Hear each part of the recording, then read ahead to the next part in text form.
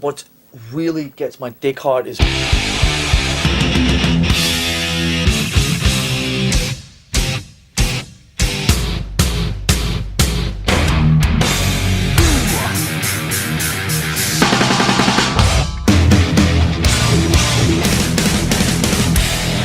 So fucking what?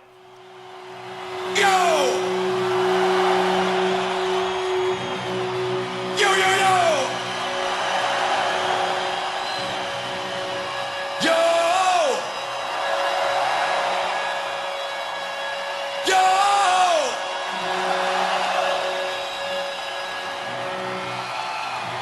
Yo, yo, yo, yo, yo, yo, yo, yo, yo, yo, yo, yo, yo, yo, yo, yo, yo!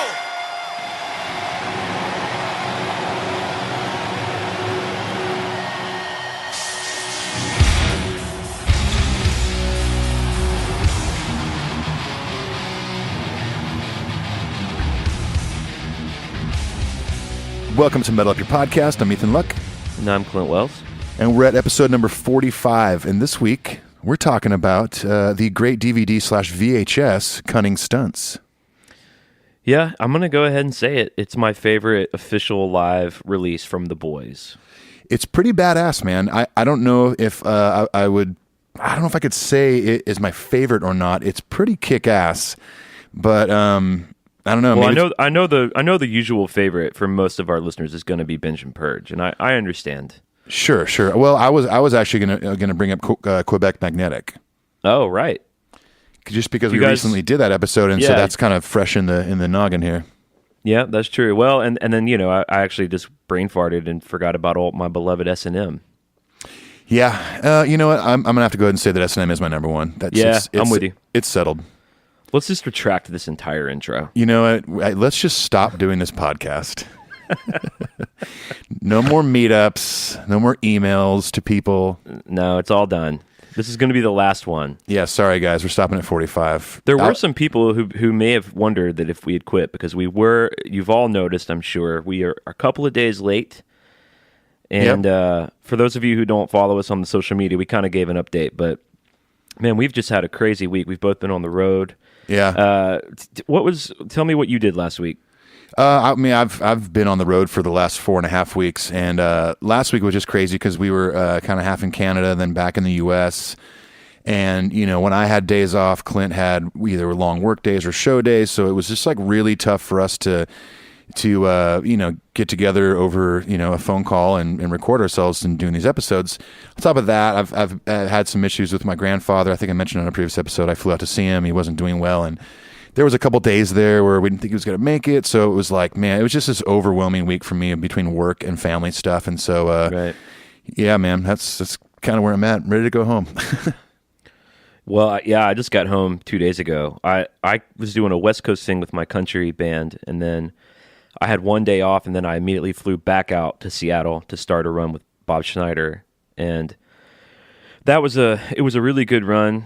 All the shows were sold out. But it was a show a day, and we were in sprinters, so it was just late shows, driving all day, and then immediately playing another show. Yeah, man, I know that. And it just wore me out. I even for the first time in my life, I had a panic attack on the flight on the way home. Yeah, man, been there. It lasted about 10 minutes. It felt like an eternity. And if you could have seen me, I was just a dude, a real tired looking dude with his head in his hands, maybe even taking a little nappy nap. But in my brain and in my body, I thought I was dying. Yeah, oh yeah, I've been there on airplanes many times, man. It sucks. It was so scary and horrifying. Yeah, you think it's the end. I really did. Well, my heart was beating so fast, and like I lost all my motor skills, and I couldn't breathe, and I was like, "Oh my God!"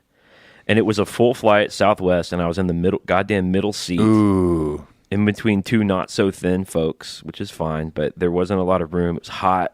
I mean, I was losing my mind, dude. yeah, dude, that sucks. That really sucks. The cool thing about that tour, though, is that, as you guys have heard before, I mentioned that if any of you guys lived in those markets, if you wanted to come to the show, a lot of people did. So I got to meet a lot of folks. I got to meet Eric Thomas in Seattle. He brought me some cool craft beer, like local beer, and he brought me some whiskey, which was Awesome. really sweet of him. In Portland, I got to meet a bunch of people. I met Nick Garcia, his girlfriend Julie, Michael Grosvenor. He's told me how to say his last name. I can't remember. Mark Cleaver and Neil Hansen. We had a really great hang at the Doug Fir in Portland before the show, and then they all stayed for the show, which was fun. Nice. It was a sold out show. And then I got to meet Chad Pollock and his wife Brooke in Boise. So it was fun, man. You just you went on a Metal Up Your Podcast tour. I did. I really did. It was good. That's amazing. Yeah, Metal Up Your Podcast solo tour. None of them killed me, and I'm happy That's to good. report. That's good. And, yeah, I figured. And I don't think I let any of them down by being like a weirdo, creepy guy that they hate now. So Did you pay for any beers? I did pay for some beers. Most of them bought me drinks, but I bought some of them drinks too. I'm happy to say. Give a little, get a little. There you go, man. Well, that's awesome. I'm jealous. I'm glad to be home. I know you're getting home soon, and we can kind of. I mean, we did 6 weeks while you were in Europe, but it's like this was finally the week that it kind of all caught up to us. Yeah, I'm actually surprised we haven't had to take a couple day break in the past, especially when I was in Europe. You know, it's kind of blows my mind that we've made it this far with all of our travels and being able to deliver every Monday. But we're not taking the whole week off. This is going to, as you're listening to this, we recorded it sometime yesterday. But speaking of getting home, I'm getting home to a package from a new fan of the show named Tiffany Simonson, and she hit us up and said, "Hey, I have these Metallica fan club shirts that aren't in me and my husband's size, and I don't want to sell them, but I want them to go to somebody that'll actually appreciate them." So Tiffany sent us a box of T-shirts that we're going to eventually give away on the show. Very cool. Thank you, Tiffany. So cool. Thank you so much, and thanks for listening and being a new fan. So we're gonna put that in the pile for giveaways. If you don't know, we're giving away the Master of Puppets Deluxe box set. A little over a month from now, we'll be drawing names. We're getting the names from our iTunes reviews. Yep. And I had a dude on Reddit, which shout out to all of our Reddit listeners, by the way. There's a cool group of folks over there. They apparently, when you're in a different country and you're leaving iTunes, we can't see those. So the way that we're going to remedy that is he took a screenshot of like the UK iTunes. I think it's the UK. Yeah. And so I've added that to the master list. There were like 6 or 7 of those dudes on there. So okay, nice. if you live in a different country, which we are motherfucking worldwide, by the way. Yeah. Maybe send us a screenshot so we can get those on the master list. So these T-shirts that Tiffany sent us, they're going to be a part of that. The deluxe box set we're giving away, and then we're going to be just doing just various stuff from the merch store, hats and books and all that fun stuff. Yeah, and I think I haven't checked this in a while, but on iTunes there used to be a way where you could change your country on iTunes, and you could see what other countries are selling, but you can't buy it because you're not based in that country. But I wonder if you can still do that in iTunes and actually look up reviews. I'll have to check that out. It is a great mystery to me. I do not know. All right, I'll look into it. Don't bother emailing us because I'm going to find out before this episode's even posted. So. Don't bother emailing us about that. If you do want to email us, though, however, our email address is metalupyourpodcastshow@gmail.com. The last thing we're going to mention before we start talking about Cunning Stunts is we have a Patreon. What that is it's a way for you to give to the show if you have the means and if you motherfucking want to. It's Patreon, patreon.com/metalupyourpodcasts. We give you stuff if you donate to us. We have all sorts of incentives for that. The very baseline incentive is we say your name out loud on the show. And we're about to do that. Will Valor is a new patron, which Will Valor is the dude who got us connected with Michael Alago. So thanks for that, Will. Thank you, Will. And thank you for supporting the show. Ryan Inderlead, Matthew Lietzow, and Blair Toms. Lietzo. Blair Lietzo. I'm combining names now. Oh, Matthew Delizzo. If you pledge just $1, you get the shout out and you get a copy of The Unnamed Feeling, which is a cover song that we're doing, part of a bigger project that if you donate $5 or more, you get all the cover songs. We've talked about it so much, I think we can just leave it at that. Yeah, agreed. Are you cool with that? I'm cool with that. So, you want to do some emails? I do. Let's do some emails.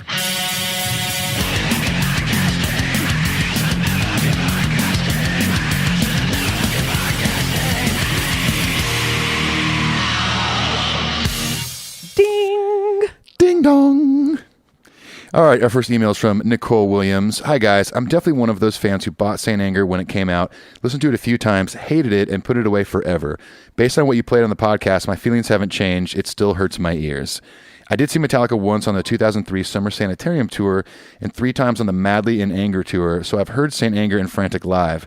I definitely thought they were more tolerable live compared to the album versions. The Madly in Anger tour also holds a special place in my heart because I got to ride the rail at the Buffalo show, and I was lucky enough to get a meet and greet for the Hamilton show back when James still attended those. After seeing Some Kind of Monster and sitting with it over the years, I've definitely accepted the fact that Saint Anger needed to be made in order for Metallica to dig themselves out of the deep, dark hole they were in at the time. We fully agree, as we talked about on that episode. She goes on to say, and it goes to show how bad things must have been that James couldn't turn a really shitty part of his life into a masterpiece, as he's known to do. I also find it interesting that fans were destroying their Metallica albums in protest over the whole Napster thing, and yet they sell over 5 million copies of the very next album, which also happens to suck. She ends the email by saying, as a side note, glad to hear there is another Metal Up Your podcaster in Buffalo. Shout out to Dylan. Cheers, Nicole. She said, it's funny, she says, things must have been bad because he couldn't turn the shitty part of his life into a masterpiece. No pressure or anything. Yeah, no pressure at all.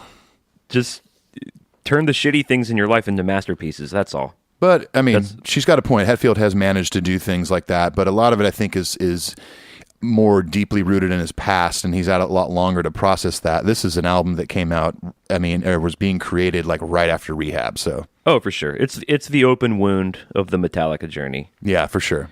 And that really does seem to be the consensus, you know, the people, and I think you and I fall into this place, is that, you know, there's this idea that they sort of had to make this record. I don't know if that's true, but I can back that. I can get on board with that.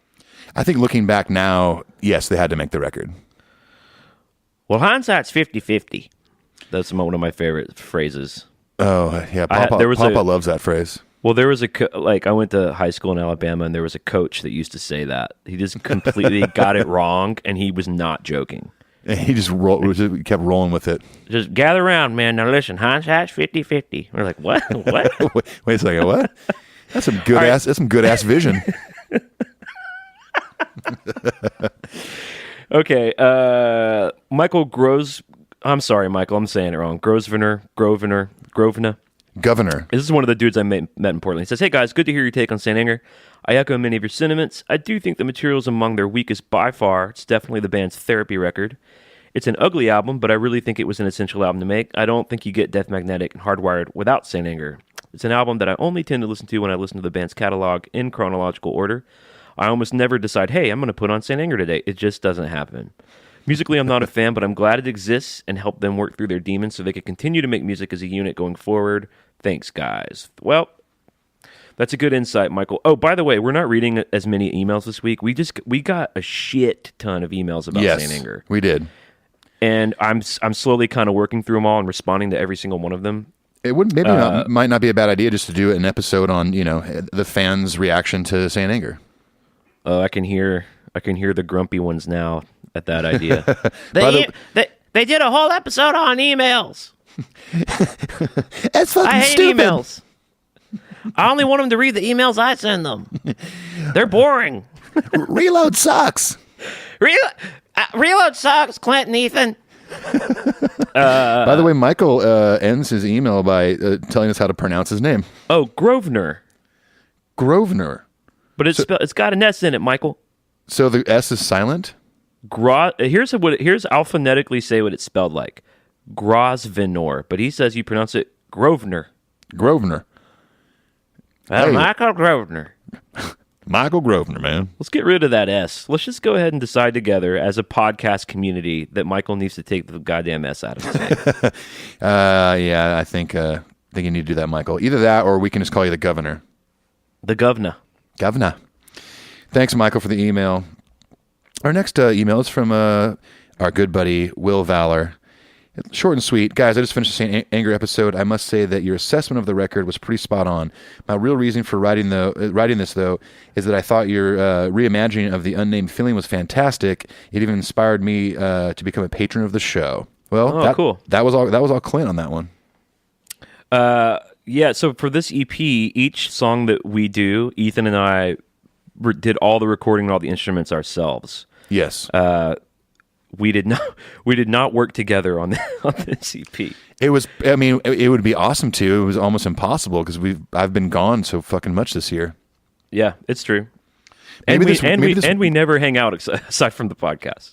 But when we do record the podcast, it's like a 4-hour evening because it's like an hour of catching up, 2 hours recording, another hour of like post podcast hangs and drinking. That's true. And peeing in my backyard and stuff. It's a lot of peeing in your backyard. A lot of it, yeah. A lot of dead grass back there. A lot of peeing in my pants during the show and then peeing in your backyard after the show. Yeah, you got to get the rest out. Thanks, Will. Our next email is from Eric Gallagher. He says, I'm listening to the Saint Anger episode right now, and I wanted to share one of my fan theories regarding this album. Now, this is fascinating. He says their record label at the time, Elektra Records, owned them under contract for one more album. However, Metallica wanted to leave and begin their own label, which we all know they did directly after Death Magnetic, or at the very least sign an interim deal for their next studio effort, which they did do with Warner. In the early 2000s, the future of Metallica was both up in the air, while at the same time falling to pieces. Therefore, due to the insensitivities... You got it. Okay. And pressure from Elektra for a new record, Lars and company decided to leave a proverbial dump on Elektra's front lawn. This would accomplish two things. Firstly, good luck selling that with the intention of making back money invested in recording and publicizing the album. And secondly, putting out a dud of an album would have caused Elektra to lose faith in the already ailing brand of Metallica. Remember, this was back in the heyday of Limp Bizkit Korn-esque style of heavy music, and it wasn't cool to be a Metallica fan. Therefore, with the intention of purchasing the rights to their own catalog, Metallica played hardball, manipulated the market, and sank the value of the brand in order to buy when the stock was at an all-time low. This would secure the band revenue if, for any number of potential reasons, the Metallica train were to come to an untimely, screeching halt. What do you think about that? That's an interesting... I've never heard that theory before. I mean, I've definitely heard of bands like having one last album on their contract, and they're like, let's just put out a piece of shit record so we can get out of it and save all of our good songs for the next, whatever's next for us, whether it's being independent or signed to a new label. I mean, it's a great, great theory. I don't know if I fully believe it, although... I don't know. I think because of the dark place they're in and James dealing with his addictions and stuff, I don't think that would even have, been a concern of theirs or crossed their mind. No. Here's what I'll say. I think if we didn't have the film, that would be a really great theory. I think the film sort of squashes it. It does. But did James really go to rehab? It is a film. Is the Earth truly round? Hollywood magic, Clint. Oh, we didn't go to the moon. Chemtrails. Oh, we didn't go to the moon. Okay. We did not. No way, shape, or how go to the moon. Okay. Tell you Eric, what, we're man. not saying. Eric, we're not saying your theory is like the moon truthers out there. Your theory is fascinating. I think it's a great theory. Pretty good theory. This dude's obviously put a lot of thought into this band. I don't think it's in them. And they didn't. It's not like they put out a new record right after it. It took them 100,000 years to make Death Magnetic. Yeah, totally. And 200,000 years to make Hardwired. Oh my God, we're so old. That was a long 8 years. Yeah. All right. Thanks, Eric. Thank you, Eric. All right. Next email is from Kurt. Just straight Kurt. Kurt Hammett. Kurt Blammonk. Kurt Hamlet. Excuse me.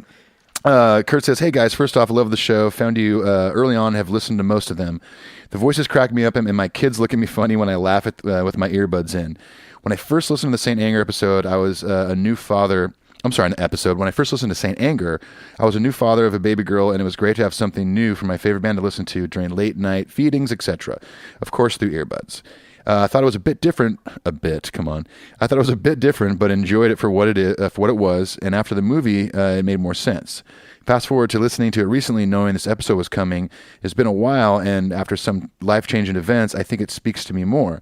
My wife of 17 years lost her battle with cancer in 2010, leaving me with a 6-year-old daughter and 18-month-year-old son. Wow, I am sorry to hear that, man. Goes on to say, so some of the more raw emotional lyrics in this record and Death Magnetic reflect some of those things that I went through during a rather difficult time. Certain pain never really goes away, and it just gets less sharp these days. Keep up with the good work, and best wishes to you and yours, Kurt. Well, man, first of all, I know it's been since 2010. So still, very sorry for your loss, man. You are stronger than I'll ever be to raise these two on your own, man. This email brought tears to my eyes. Yeah. Obviously, I've got a daughter, and just to think about how tough that must have been. I mean, even in situations where parents split up and have to do it by themselves, that's tough. Yeah, but for sure. The thought of losing my wife, who's like my partner. I couldn't do Absolutely. it without her. It's just, I want to say cheers to Kurt for being a fucking model dad. Yeah, man. Good on you. And you know, and it does shed light on ultimately that all art does have merit, because this is not a record that you and I love, but this is a record that got this dude through this time. It's connected to him through that. And Absolutely, yeah. you can't argue with that, you know? Nope, not at all. So I'm glad you're on the ride with us, Kurt. Thank you for sending that email. Yeah, thank you we very really much. appreciate that. Yeah, for your honesty. That's, you didn't have to share that with us, but thank you very much, man. And we're, like Clint said, man, we're glad that this piece of work got you through a difficult time. Yeah, man, for sure. Our last email is from our friend Nick Roller, the heavy metal lawyer. He says, "Congrats, bros, you did it. You listened to the whole record." He's talking, of course, of Saint Anger. "To the whole record a couple dozen times and appear to have most of your mental faculties intact. There are definitely parts of this record I enjoy, but I gotta highly emphasize parts. I do enjoy certain new metal artists. I'm sorry, you guys. I was 13 in 2003. It's unavoidable. I have a soft spot for chocolate starfish. Corn is my favorite vegetable. And besides Metallica, no example of heavy music was a bigger turning point for me than the video for Duality by Slipknot. It was 2 a.m. It came on MTV and completely blew my mind." I like Slipknot. Yeah, Slipknot's awesome. I wouldn't consider Slipknot new metal. I wouldn't. I would maybe consider like Stone Sour's other band more of a new metal sound. For sure, yeah. New metal, I think more of like that Limp Bizkit, Korn Yep. kind of thing. He says, "So I can appreciate what the goal was here, but as you repeatedly mentioned, the boys just didn't land it. I'd never actually listened to the radio edit of Some Kind of Monster before. For a short turd is still a turd. But I gotta say I love it. It really makes me wonder what could have been if Lars would have applied that inherent ability to make a song something great. Thanks, Nick." Well, we agree. Yeah, we do agree. Yeah, I don't know. I mean, it's easy with this band to think of what ifs and what could happen if this, and so when you ask about, if Lars could have, have applied that ability to make a song something great. Yeah, sure. I'm sure the songs would be better. I'm sure we'd have a much different record, but can't change the past, and this is what we get, and this is what we got for forever. Yeah. And that, they were just lost, it happens. Now yeah. we just have digital artifacts of their lostness. Yes, we do. Unfortunately for them. But those dudes seem to embrace it nowadays. Like I remember even when who was it? Craig Ferguson was going off the air, and Metallica played his show the entire last week of him being on the air. Mm-hmm. And at that same week, they were releasing the Blu-ray of Some Kind of Monster. It was brand new. Oh boy! Oh joy! And you got to look it up. There's I'm sure it's on YouTube somewhere. But Craig Ferguson totally gives him shit. He's just like, no, why would you want to release this again? Oh wow! But it was cool that you can tell when they talked about it. You can tell they've embraced it. They accept the fact that that's where we were at this time. And we documented it. It was uncomfortable at the time, but it is what it is, and it's still there. And we're different people because of it. He right. All right, thanks for the email, Nick. And those were the emails.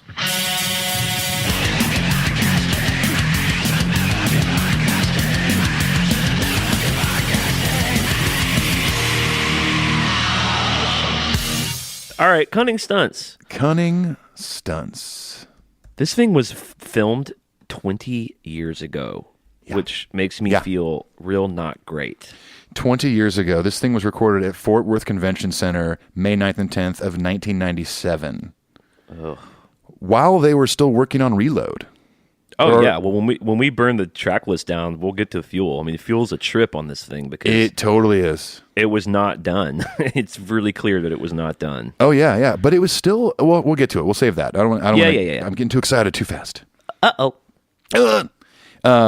Yeah, this thing is long too. I mean, it's 2 hours and 1 minute and 35 seconds. Yeah, it's pretty long. Which is, that's a normal Metallica show, but they cram a lot into this thing by doing the medley deal and shortened versions of songs, which we'll get into in the track listing. And then it wasn't released until over a year later, December 8th, 1998. Yeah, I wonder why they spaced it out like that. I don't know. Maybe, you had Reload come out in November of 97. So there you go. They probably just wanted to wait, and let that take its course for a while before they released this. But Well, I'm no longer wondering why they did that. yeah, wonder no more, Clint. That is the answer. Little trivia here: December 8th. That's the anniversary of. That's the day John Lennon was killed. Oh, there you go. True. We're not doing that segment. Oh, I thought I got it right. It was Okay. just general trivia. Okay. Just food for thought. The one thing I got kind of stoked on, the guy that directed it, Wayne Isham, he's done so much Metallica shit. Like an insane amount. He's kind of like a go-to dude for them. He's kind of their Bob Rock of videos. Right. Sandman, Wherever I'm in Rome, Sabbath True, Fuel, S&M, I Disappear, Frantic, Broken, Beaten, Scarred. I mean, the dude has done so much for those dudes. I love the I Disappear video. Do you remember that video? I do. I don't love the song, but the video's kick-ass. We're going to do a whole thing on videos, but I was watching, there's a great like making of the video with I Disappear Yeah.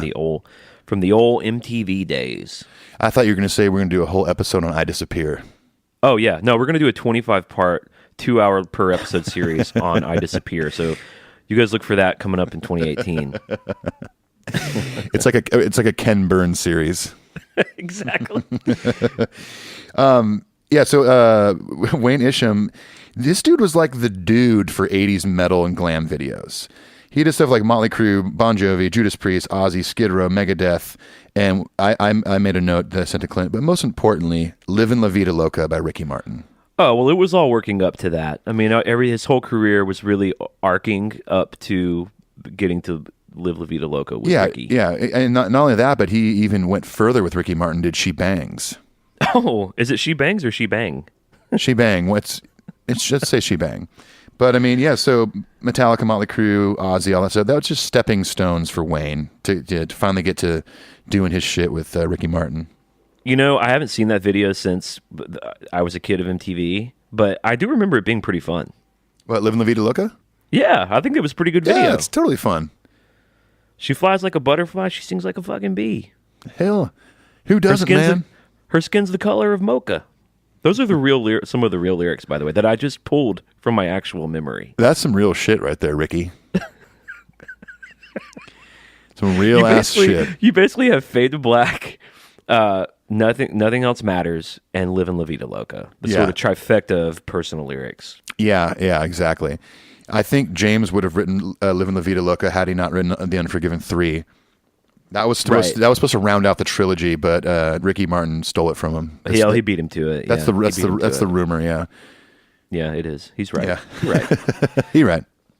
So the documentary, this one's kind of not documentary. The concert film, it's kind of known for it. You know, at the time it was kind of shocking, but they have the whole faux stuntman falling and sparks and pyro and shit's going all haywire and wrong. I was scared the first time I saw it. Yeah, you're like, what? And especially because James in the mic's like, what the hell? Well, it was I don't think he's going to win an Oscar anytime soon, but he's pretty good. He's pretty convincing in it. And this was pre-internet for me. Yeah. And I had no idea that shit was going to happen. And I remember watching it, the VHS at my house, saved up whatever, the $800 that VHS cost in 97 or 98. And I was freaked out. I thought that people were really getting hurt. It's kind of a cruel stunt. Why wouldn't they edit this out? This is terrible. Yeah, exactly. James even takes a dive too. Oh well, he does this one moment, and this would be his Oscar-winning moment, is when he puts his hand to his eye like a spark got him in the eye. I thought that was pretty oh yeah, creative. totally. James, I think he was just improvising at that point. Oh James, yeah, well we know he has a storied history in the Groundlings and in improv troupes all across the country. So. Yeah, he was in a very underground improv troupe in LA before he met the guys, before he met Lars and stuff. But so it finally came in handy while filming this. So someone's listening, going, No, he didn't. Or someone's listening, going, really? "Really?" And then they're going to email us and say, guys, I can't find anything about James's improving skills online. I think that you can just hear clack, clack, clack. He's Googling, like clack, clack, clack, clack. Yeah, totally. I think they borrowed it for the Through the Never film, because I think that we talked about this when we did Through the Never. Yeah, there's a bit of a different version of it with the lights going out and stuff. I think it's creepier in Cunning Stunts. I think so too. Well, it's like there's almost like it's more chaos happening too. Yeah, and it's not. It could, yeah, that's right. It's kind of not as slick. Although I will say the touch they added on Through the Never with the roadie straight up on fucking fire. That's pretty cool. In Through the Never. Yeah, is there a dude on fire in Cunning Stunts? Oh yeah, totally. Yeah, Oh, they like wow. straight up like put him out with fire extinguishers, and he's on like a stretcher and stuff. And Believe it or not, I literally just watched this. And I forgot that already. Oh my god. there's a lot of little things in here that I've made some notes on that are editing flaws and things like that. But we'll get to that during the track listening here. Yeah, and that whole gimmick thing became known as the burning dude that runs across the stage, and there's another like tech swinging from a cable above him and stuff. But the same kind of thing in Through the Never, it's essentially what it leads to is them kind of like stripping down and playing like they're in the garage or whatever with small Yeah, it's combo great. amps and stuff. It's awesome. Yeah. Could you imagine, you tech for Kings of Leon, can you imagine if they were like, hey, we're doing this new thing, we need one of you guys, we think it's going to be you, Ethan, we need you to just set yourself on fire and Okay. hang from a cable. Oh, okay. So am I okay. going to get paid more for that? Or Like, no, we're not going to pay you. We're kind of looking at this like you're just on the clock, like you're on salary. Okay. Okay, cool. Maybe some more like per diem or something, or No, we figured that you're 25, you're going to eat the same amount of meals even though you're on fire and Oh. you burned half your face off, so. okay. I mean, are you guys going to put me out pretty quick, or? Well, we figured that we need to let you burn as long as possible to really suspend the okay. belief that you are on fire. Okay. Well, I mean, if it helps the show, I guess. Okay, sure. Oh yeah, you're gonna be great. You might lose a face or an arm or a body, but it's gonna be great. Oh, just I'm a team player, man. So I do like like they've been doing the round thing a little bit, but this is the first really great document of them doing that. The power of them being in the round, yeah, and they have easy access down to the fans and stuff. And Kirk, even our boy Kirk, who is apparently germophobic, never likes to touch anybody. Even he's down there rocking with him. Of course, Jason is. Oh, Jason's like forehead to forehead with people, like sweat everywhere. It's just barbaric. It's awesome. Barbaric. Wow. Kind of barbaric. Jason the Barbarian. Jason the Barbarian. It's a sequel coming out soon. Well, let's talk through the set list because there's a lot of interesting stuff in this show. There is. I mean, right off the top, I mean, it's a rare show where they don't come out to the ecstasy of gold. Well, and Reload kids like me love this, but they come out to do a Bad Seed jam. Yeah, totally. Well, there's a couple of things that happened before though. So they come out and the crowd's so hyped. Jason's just running through the crowd, but with a bodyguard. It's almost like Hulk Hogan running to the ring. Let's be honest. Oh my Brother, God. it's my favorite documentary. I'm sorry, concert film. What's this called? Speaking of that, our friend and patron Sarah Sobek, I came home from the road to a care package from her that had a lovely note that she wrote us. It had two battle vest patches, Cliff Burton patches, and it had an action figure of fucking Hulk Hogan. It's pretty awesome. I haven't seen it in So person sweet. yet. I've seen a photo of it, but thank you, Sarah. That's so sweet of you. So sweet. All right, so let's talk. Let's just talk a bit. So we're seeing the boys. They're running out, and I know people really hated that their look changed, but to me, this is quintessential Metallica. I think they look amazing. I think Like they do too. Them in their mid-30s, they've kind of shed that kind of like leftover redneck thing. Yeah. You know what I'm saying? Like they look like rock stars to me. Yeah, they do. And- And James still looks mean as shit with that kind of. He still has like the handlebar into beard thing going on his face. Oh yeah, dude. I think he looks fucking evil. It's great. yeah, totally. Kirk is a little like hot topicy. He's kind of but- glammed out. Yeah, Yeah. he's got the guy liner and the leather pants and the spiky hair, but I like it. But it's fine. It's fine. He's got his little bray pierce. It's cool. I had mine pierced at one point. Oh my god, we have to find that and put it on Instagram. What? It's a lip piercing. What do you?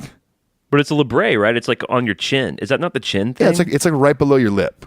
Yeah, I need to see it. Really? You ever seen that? I mean, I had it like Kirk did a long time ago, like probably around this same time, 97, 98. And then for like, God, almost 10 years, it was just a hoop through my lip. Lars is wearing the tiniest shorts that a man can find. He is, and I mean, this is obviously like shot between two shows because there's other footage where he's wearing fucking literally just boxers. Yeah, I saw it. Yeah, it is shot between two shows in Texas. And you know they're playing like this intro music before they do Bad Seed, and I'm pretty sure they do like a Fixer jam. Okay. Yeah, it's pretty cool. So we get Bad Seed, and all the lights are on, which I love that. I think it's awesome. I love when bands do that.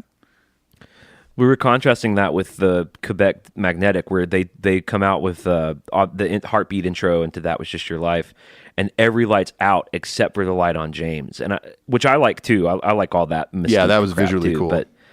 But the Bad Seed jam, all the lights are on. That riff sounds great. James goes into the "oh yeah" thing, which now he kind of does later in the set, but it's cool that they were opening with that. Yeah, for sure.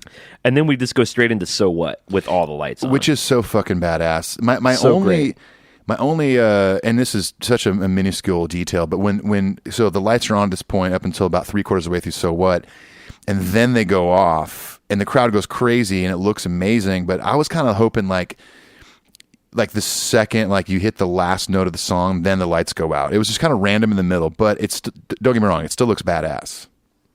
You mean when they end it and the lights go down for Creep? One of the lights go down before "So What" ends. It's like on the last verse. Oh, okay. I got you. I just thought it was kind of early. I was like, oh, they should have done that like right as the song ended. I mean, we're going to mention this probably several times throughout. We already gushed about it on our S&M episode, but this mid to late 90s period was just the best vocal peak for James. I mean, they were all on fire back then. Man. For sure. Sure. But yeah, going from "So What" into "Creeping Death," and the shortened intro. With the shortened intro, which is kind of cool. But fucking Jason Newsted, I think he steals the show on this DVD.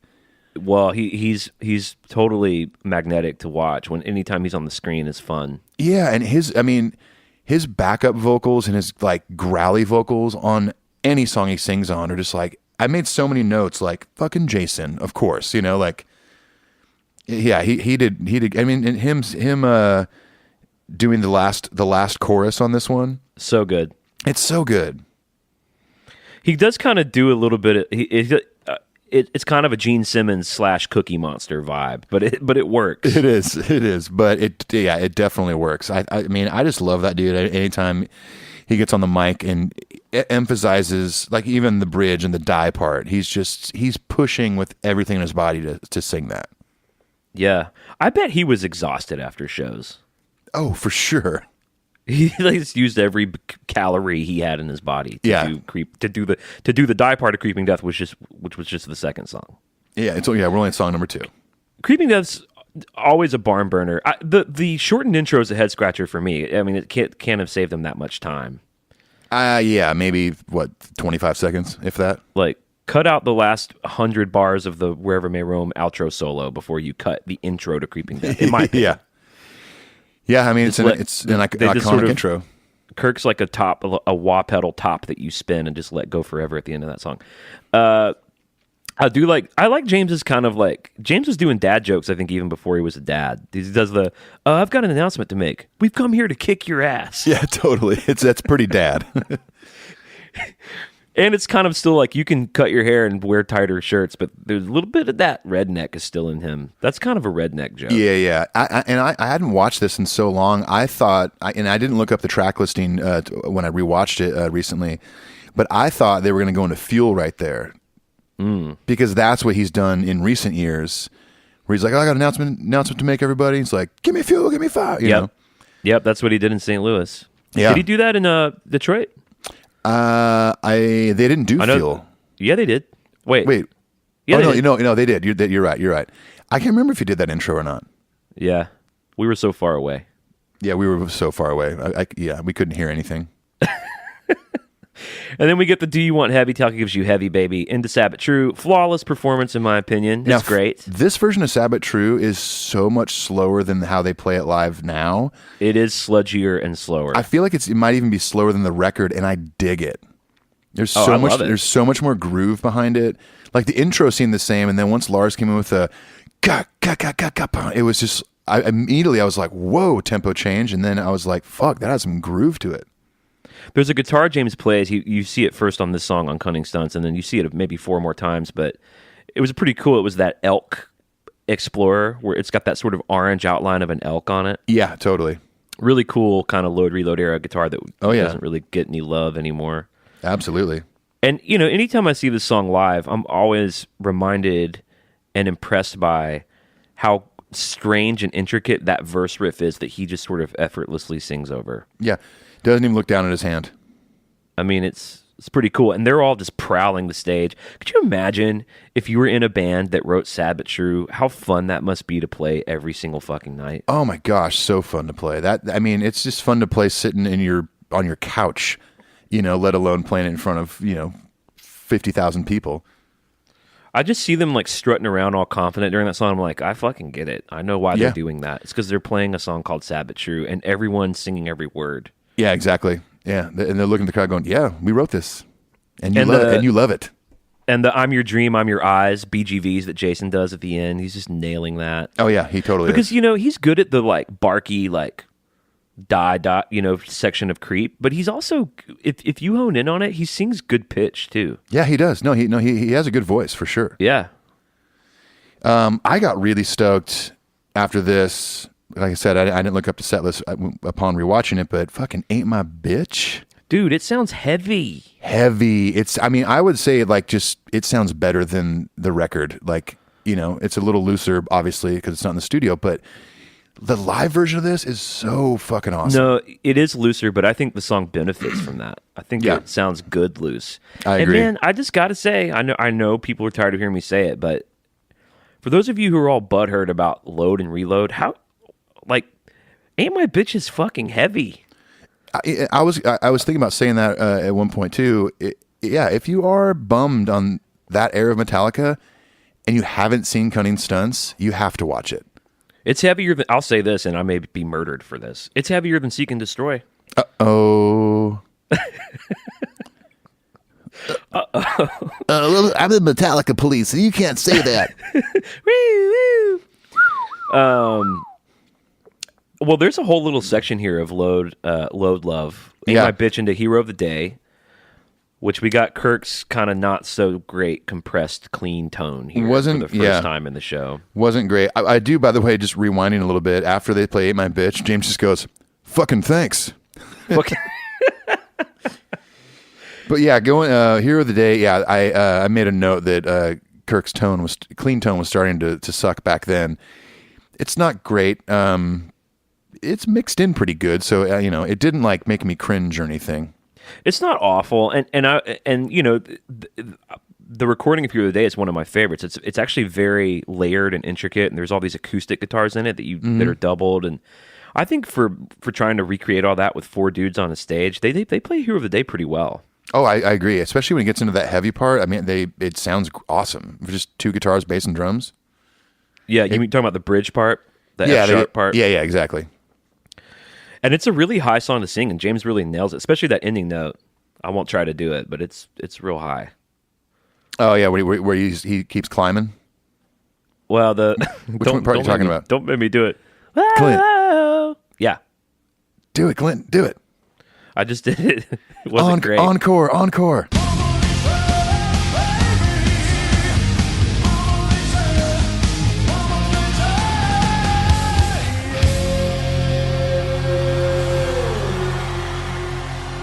King Nothing next. Bass sounds great. Fucking great. Yeah, King Nothing is one of my favorite songs, and this version sounds fucking heavy, and I love the way that they mixed in the crowd noise with this one. It gets ramped up from time to time. Right. And this song sounds so bitchin'. I love that those towers start to move on this song. Oh, yeah.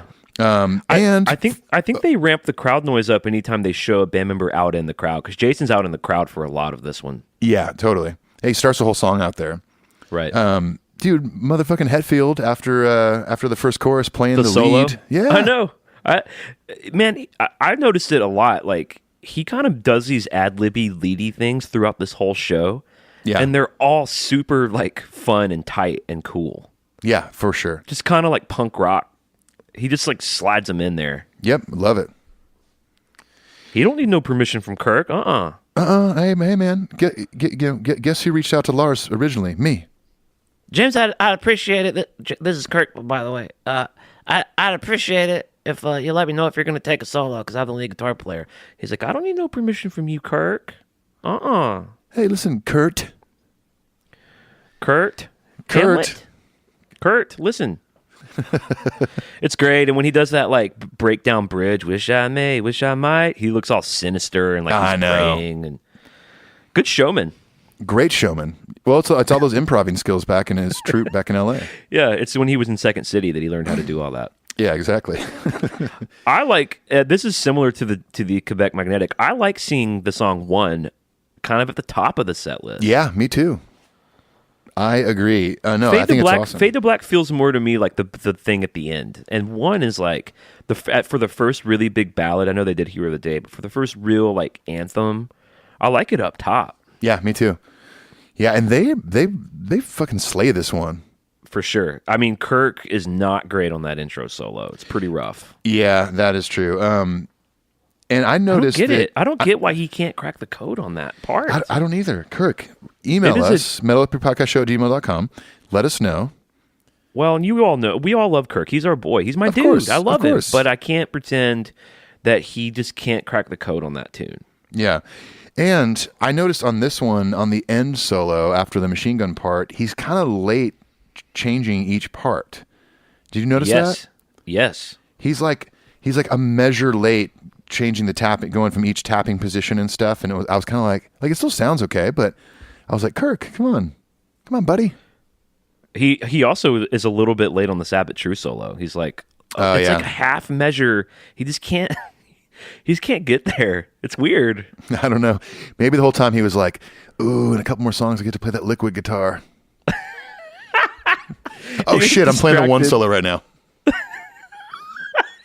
He just like comes online from a daydream and he's playing fucking the end of One.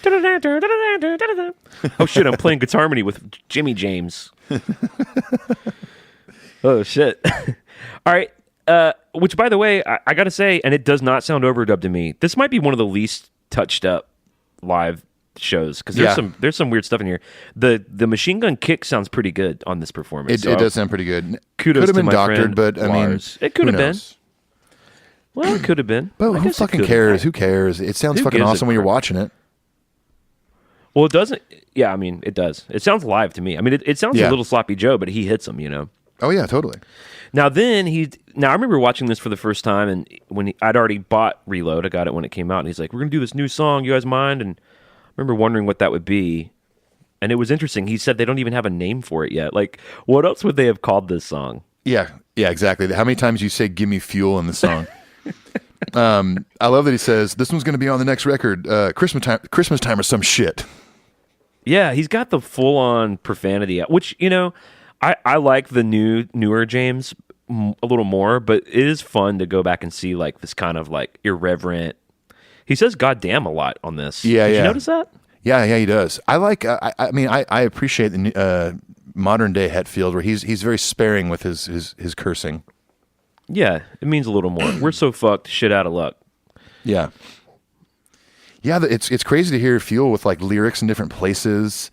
But the main structure of the song is there. Kirk's solo is the same. The solo's intact. Yeah, it's just the lyric. He has the line "Into the wild I go, no other place I know," and he says that in both verses. Right. Which they must have been really stoked on the song to be playing it without it unfinished, without it being done. It's just like maybe just save it till it's done. And it goes, maybe the excitement was so much. I mean, they obviously kind of finished the song later in that recording session, because this is like not too long before. It was only a couple months before Reload came out.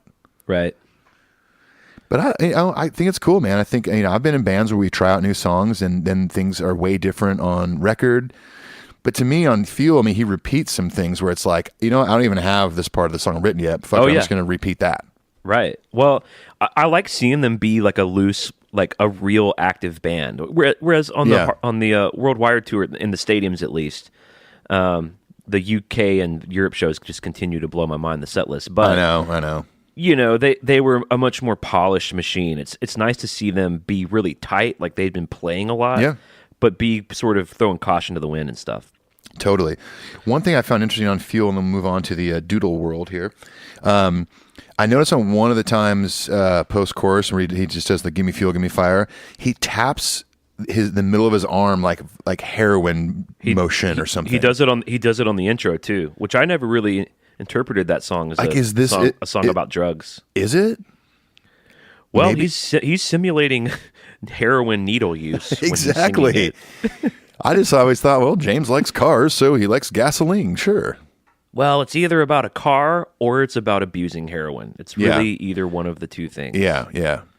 And both can kill you. So I don't know. That is an interesting thing to think about, though.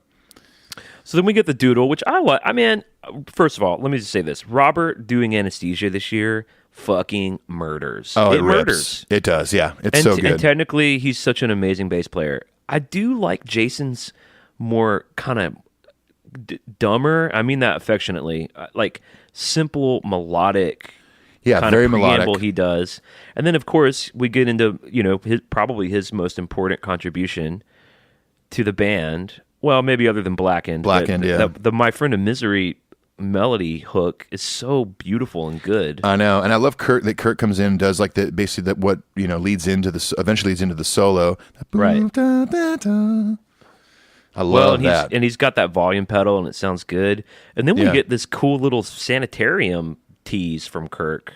Yeah, for sure. Yeah, and the crowd starts going crazy, like they're about to play the whole song. But and it's interesting, at this point, we still haven't heard a song from Puppets in its entirety. Oh, I didn't even think about that. Is Puppets the only one they did?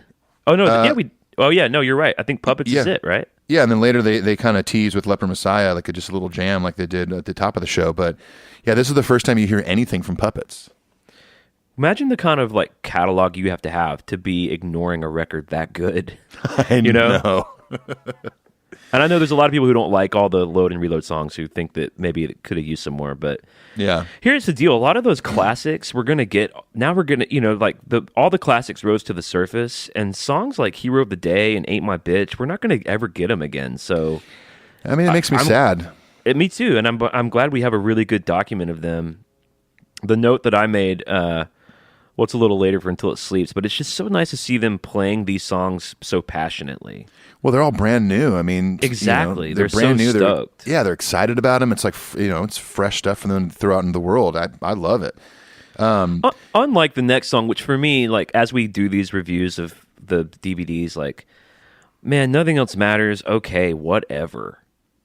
Like it's a great song and they're great. Although I will say, James's solo on this version is pretty sloppy. It's pretty sloppy. I'll say, to make up for that, I do love James by himself and the drums coming in a lot later. Yeah, I do too. I've seen there's a couple different versions of that around, of drums coming in even after that, not even until the solo. But and I love even before he plays the sloppy solo, like he kicks over the stool and it's fucking get it, James. When we got his first wardrobe change of the night, I used to be obsessed with his shirt. He comes back out while they're doing the doodles. He comes back out wearing that. It's essentially a load reload shirt. It's got the ninja star on it. Oh, the long sleeve? Yeah. Yeah, it's really cool. There's Metallica San Francisco on the back. That's right. I wish I had one. So then they do Until It Sleeps. I do like that, James ends the Nothing Else Matters solo, and I'm so used to that going into Sandman now. It's nice that it goes into Until It Sleeps. And man, that chord progression for Until It Sleeps, the verses, is one of my favorite Metallica moments. It's such a cool, creepy chord progression. I love this whole song. I mean, there's nothing about this song I don't like. I know. It's one of their best songs for sure. And I think it sounds heavier on Cunning Stunts than maybe even the record. Oh, yeah. It's the same thing with Ain't My Bitch. It's a little looser. It's a little more, I love it. It's more rock and roll. It's not as polished. Right, exactly. And, I know you're not a big fan of you don't like the Ain't My Bitch slide solo. Do you like the Until It Sleeps solo? It's a pretty weird solo. It's pretty weird. I meant to bring that up on Ain't My Bitch, but I actually, when watching this, I was like, watching Kirk do it, I was like, okay, that's pretty cool. I mean, I don't... Can you hear what it sounds like Armageddon happening outside my house right now? I can't tell what's happening outside your house right now. It's like a fire truck and what sounds like 100 ambulances. I swear to God, sometimes I sit in my studio and I'm like, is the fucking world ending out there? It's like sounds like the end of the world. I mean, All right, I can hear a siren outside my hotel room right now. where are you? You're in Florida? I'm in Jacksonville, Florida. Yeah, Ugh, yikes. not terrible. I had some good Mexican food for lunch. Oh, really? Yeah, I'm trying to lose some lbs. I'm not eating a lot of Mexican food these days. I haven't been eating many carbohydrates lately, so I kind of I just got- Carbohydrates. carbohydrates. I just got a couple tacos with corn tortillas, lower in carbs. Corn Anyways, flour. Until It Sleeps, I think, is pretty fucking flawless on this version, and it just got me stoked to watch it and the crowd getting into it, and it's just a heavy song. I dig it. Yeah, it's great. Bells, I love the Jason kind of fuzzed out intro. Dude, that's he kind of starts- a unusual flavor. Yeah, he starts going fast. It's like brrrr, just doing like crazy fast picking. I was like, damn, Jason, get it, son. And this is a song where just throughout their entire career, even if you go back to 1984, up through the Worldwide tour, when this song's on, James is just his like it's when he's at his best as a frontman, I think. Yeah, he definitely shines on Bells every time. He just owns the stage. And I think it's similar to Sad But True in that they're just like, look, this song kicks so much ass that we own all of you. We own all of you motherfuckers in here. Absolutely. When I was watching the Woodstock version, the Woodstock 99 version, which that Yeah. whole show is so amazing. We'll have to do Oh, a whole yeah. episode on that show. It's great, yeah. You know how, like, when you play a big festival, a bunch of your peers and shit are all side stage kind of checking it out. Like, Yep. let's go see what Metallica's like on the deck.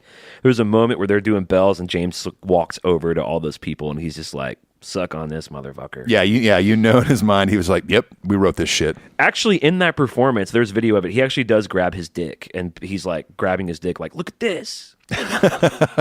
So that just proves my point. Totally. Yeah. Intro, and then are you going to say something else about this song? No, I was just kind of going to reiterate what you were talking about, but yeah, they write fucking great songs, and they can go tell anybody that they're better than that person, and they're correct. And they would be right. A little bit Yeah. of a Kirk doodle at the end, which I like Kirk doodles that are actually doodles. His I Disappeared doodles wasn't cutting it for me this year. Yeah, I'm not digging it, but this one is definitely cool. Well, he's like a guitar hero. It's like a guitar hero doodle. Yeah. That's what it should be. Did you notice when James starts talking about it, who has the album Kill 'Em All before they get into the old school medley?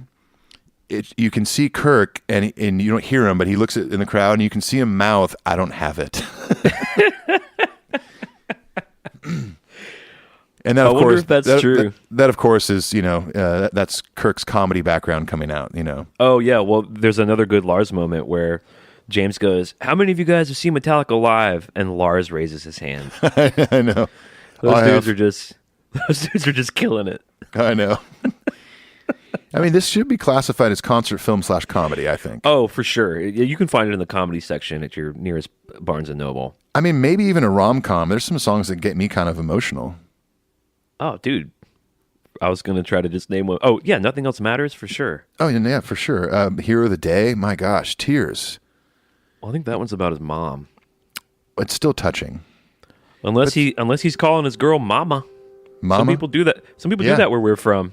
Totally. So yeah, Well, mama, Cunning Stunts, concert film / rom-com. mama, I'm coming home now, and well, mama, they tried to break me. The window burns to light the way back home. A light that warms no matter where it's gone. See? Well, we're off to find a hero today. Papa, But what if they should fall by someone's wicked ways, Ethan? Papa, you're so poetic these days. Those are Jimmy James Hetfield Senior Junior lyrics right there. Senior, junior. So we get Rome, and Rome is just Rome. It's great. Whatever. Like, I love it, but Yeah, man, it's great. It's great. There's not a lot to say about it. Then they go into Fade to Black. Now, this is something that people on the forum, which shout out to all of our forum listeners, hipped me to this. There's what they call the Fade to Black girl. Do you know what this is? Do you know what I'm talking about? I have a feeling I do. What do you think it is when I say the Fade to Black girl of Cunning Stunts? Is it a point where Jason is up against the crowd and there's like a Yes. girl singing to him, Yes. And she's beautiful. Yeah, and it's the emptiness is filling me part, and she's looking at Jason like she would kill for him. She'd drop everything. She's like, it's not even like a lusty thing. She's like in love with him. I remember watching that thinking like it was a cool moment, first of all. And I remember thinking like, wow, she's really pretty. And so when you said faded black girl, yeah, I know what you're talking about now. Well, she's looking at him like, I want to have 100 of your kids today. And he's just got his head down like he's, He's going bass. Yeah, exactly. He's not giving a shit. Which is pretty funny. But it honestly is, I think, as far as concert film footage goes, it's a really cool moment. It's really well shot. It's almost like the side of her face is highlighted a little bit with the lights on the other side, and it does look really cool. Again, I mean, we're not joking with this rom-com stuff. I mean, this is the journey of two people who meet at a concert and fall in love. Exactly, and have 100 babies in a day. The whole 2 hours is really just pivots on that 1 10-second shot. Exactly. I'm surprised it wasn't called Cunning Stunts, the story of the faded black girl. Oh, God. That might have been the Japanese release or something. Yeah, of course. Of course it was. We're an all Metallica podcast. We know all of this for sure. Yeah, duh. The Kill Ride medley is pretty cool. It made me wish they would do something like that currently. I would say if they were going to ask me, which God knows they're dying to. Would you rather hear me do Ride the Lightning, No Remorse, Hit the Lights, Four Horsemen, Seek and Story, and Fight Fire, or would you rather me just play two of those? I would probably rather hear two of them in their entirety. That's a tough one, man. They executed it so well. The transitions are fucking awesome. And other than Sad, I mean, at that time, those were some deep nugget cuts, except for Seek and Destroy. Right. I mean, they weren't playing those songs a lot. I mean, they started this medley in '94, and just the Four Horsemen bridge too. That's what's cool. Right. And I love towards the end of that medley, Jason's playing with his fingers.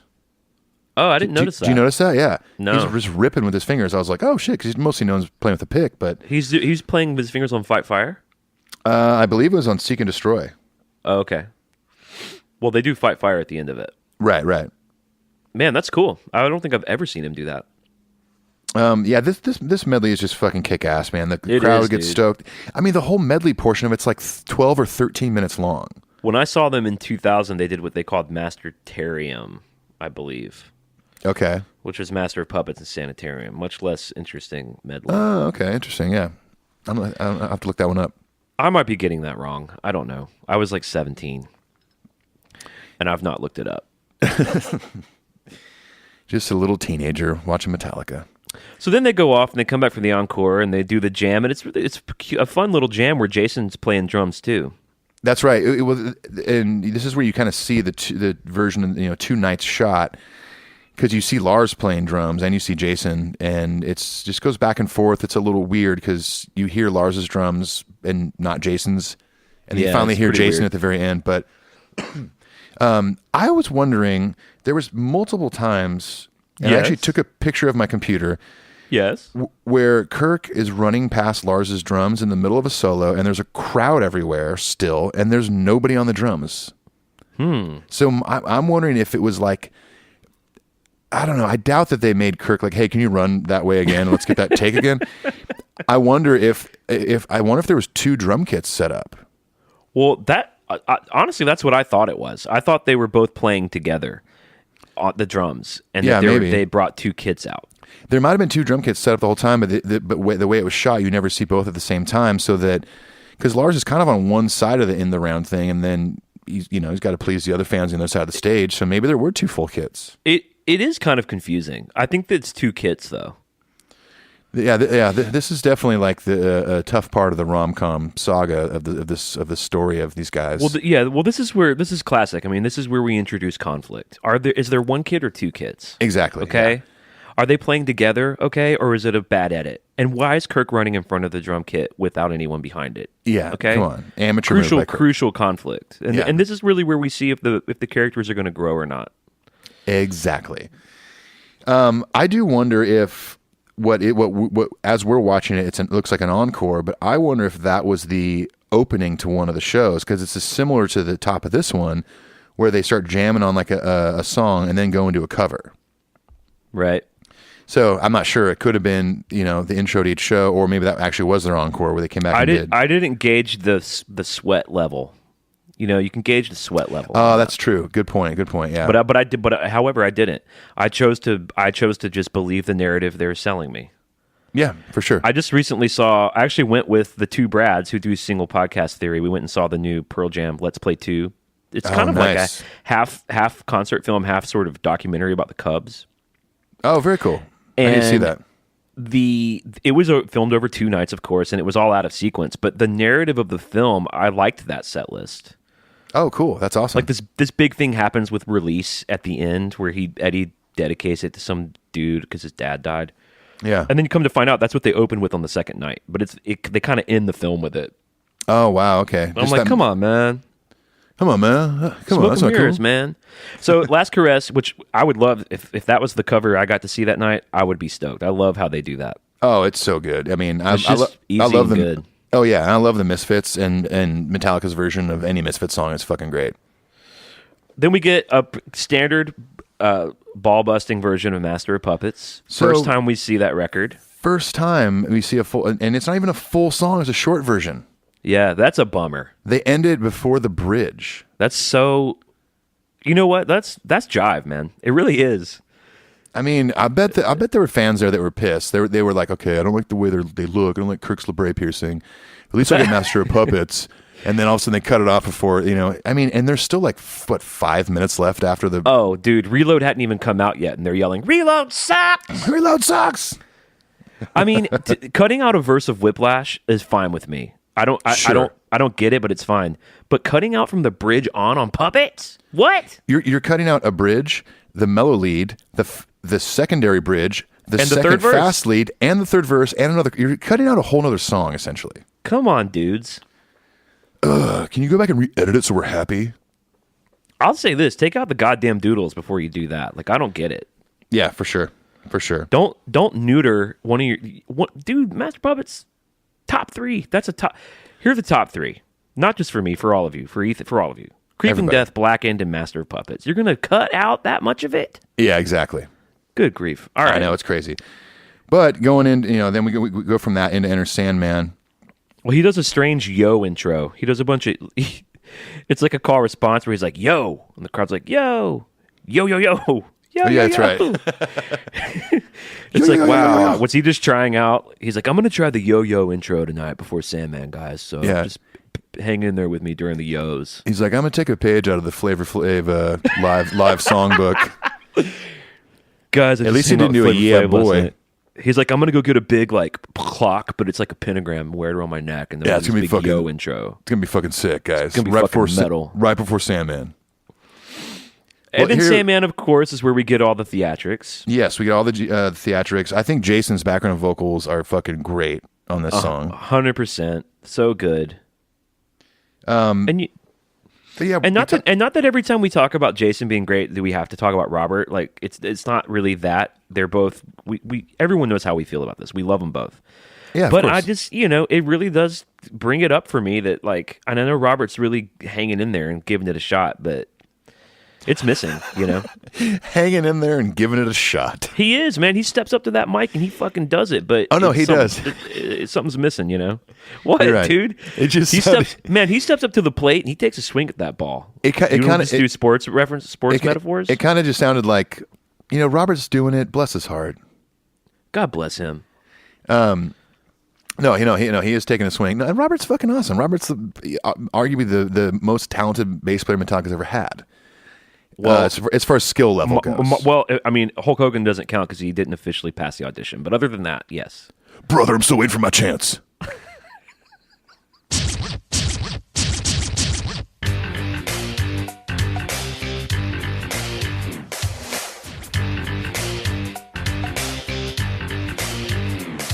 I was walking down the beach, looking for some action. Had my radio set on a rap station. Saw a girl in trouble, a sticky situation. She wanted me to give her mouth-to-mouth resuscitation.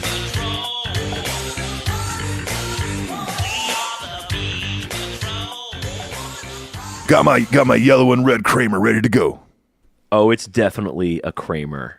Oh, for sure, it's a Kramer. For those of you who don't know, Kramer is a very loud, obnoxious, pointy '80s metal guitar. That's what it was when the Eddie Van Halen red and white one, wasn't that a Kramer back in the 80s? The Frankenstein. Yeah, like the most famous one. Yeah, sure. Oh, Yep. Sure, it's a Kramer. 100%. I love at the end, like after all the stage collapses and all the guy on, the fire dude runs off the stage, or the burning dude, what do they call it? Burning Man. Burning Man, bro. Fuck yeah, dude. This is the point of the show where they all go out to a desert and do acid and have an orgy. Exactly. Yeah. Man. Yeah.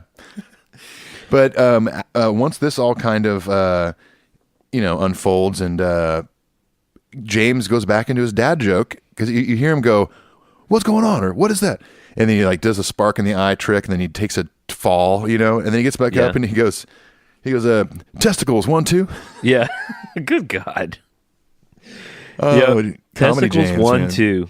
Testicles Biggest 1 2. rock band in the world, filming a DVD that will live in zeros and ones forever. Yeah. And he makes a Testicles 1 2 joke. A joke I didn't even make when I first started playing in bands when I was 13. Yes.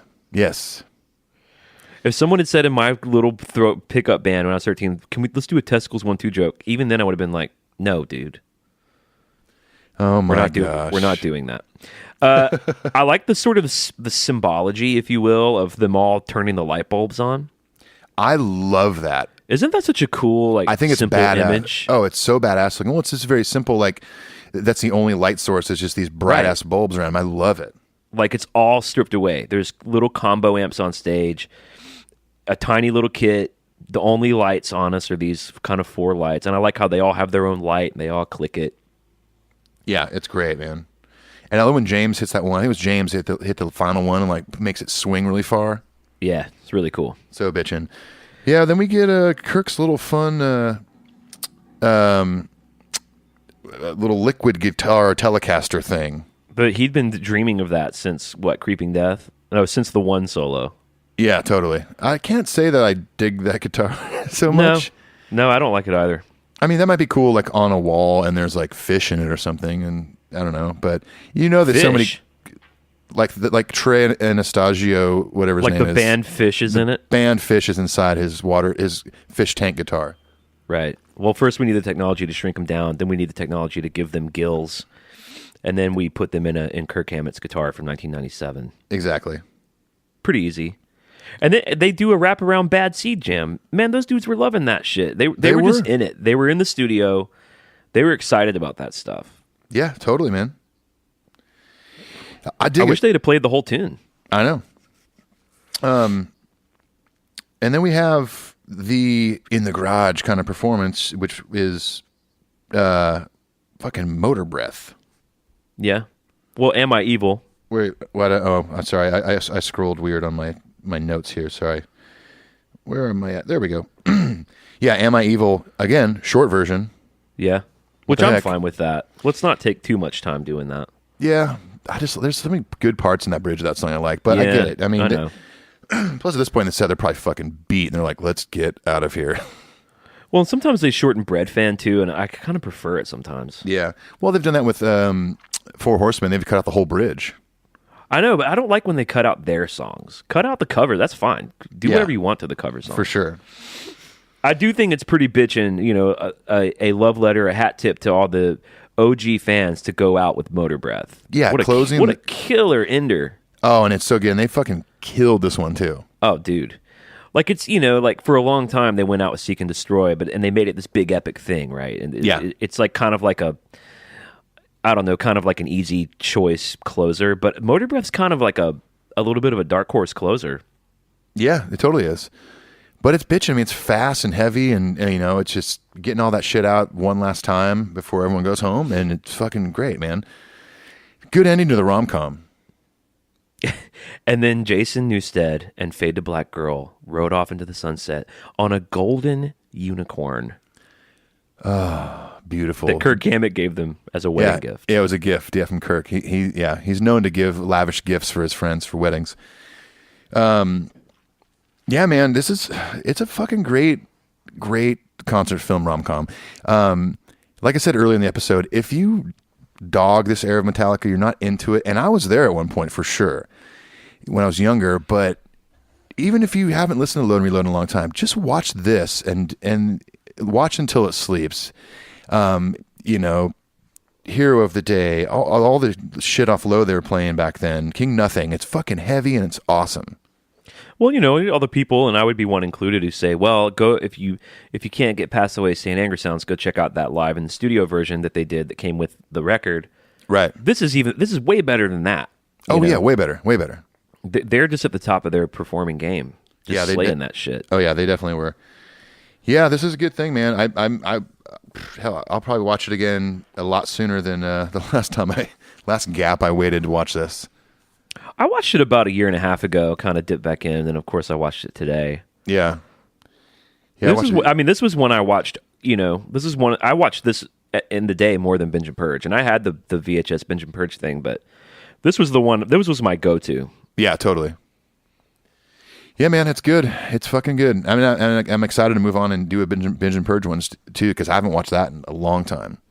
Yep, we got that coming up. We got a lot of good stuff coming up. Yeah, we do. A lot of good sauce, as we say. And God, very, very soon we're going to be recording episodes like crazy, actually in the same room finally. So, oh boy, I'm going to be off the road for quite a bit coming up here soon. I can't wait. Yeah, so we still got a shit ton of stuff to cover. I mean, we are not anywhere near being done talking Metallica, and then we're as we've mentioned before, next year we're going to open up a lot more guest stuff happening. Yep, we're going to keep up the contest stuff. I don't think I mentioned it before. Did I mention it? The way to win that box set or any of the contests that we do is if you leave us a positive review on iTunes. You've never mentioned that before. Well, I don't think I mentioned it earlier in this episode. No, we mentioned it because we were talking about iTunes and changing the country for reviews. But hey, tell them again. Well, we'll just wrap up with that because this is your call to action, all right? This is Ethan and I have devoted 1.5 hours of our time to talking about this thing. Here's your work to do ahead of you. First of all, thank you for listening. If you have any thoughts about this, send us an email, metalupyourpodcastshow@gmail.com. We interact with you guys all through the week on Instagram and Twitter, so you can go find us there if you're on those things. If you leave us that iTunes review, you are automatically eligible for any future contests we do involving iTunes. So, yes, whether it's this deluxe box set, which they've announced they're going to do the Justice box set and the Black Album box set, we're going to be buying those and giving them away. We're going to draw your name from a very large hat, a top hat once worn by Slash of Guns N' Roses, probably. Yes. Saul sent it to us. And we may even do tiers of it, where we may draw 6 names at a time, where one person gets the box set, one person gets a few T-shirts, one person gets a hat. Yeah. One person gets a lock of Ethan's hair. I don't know. Yeah. One person gets a burned copy of St. Anger. And so here's the deal. We're trying to make it worth it for you guys to go do that because when you leave us a positive review, it makes us more visible, and we want as many people in the world to hear the show as possible. That's all that is. It's not vanity. Exactly. It's not ego. This is for you. This is for you and for America.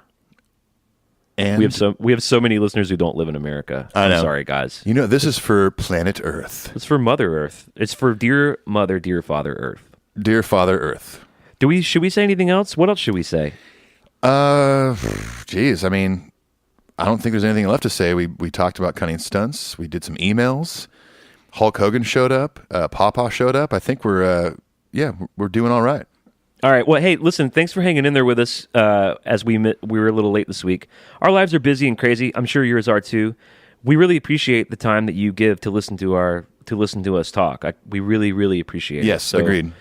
Let's just leave with you guys knowing how much we love you, and we're excited about all the shit coming down the pipeline. I don't know much, but I know I love you. I'm going to end on that shit right there. All right. Peace. Adios.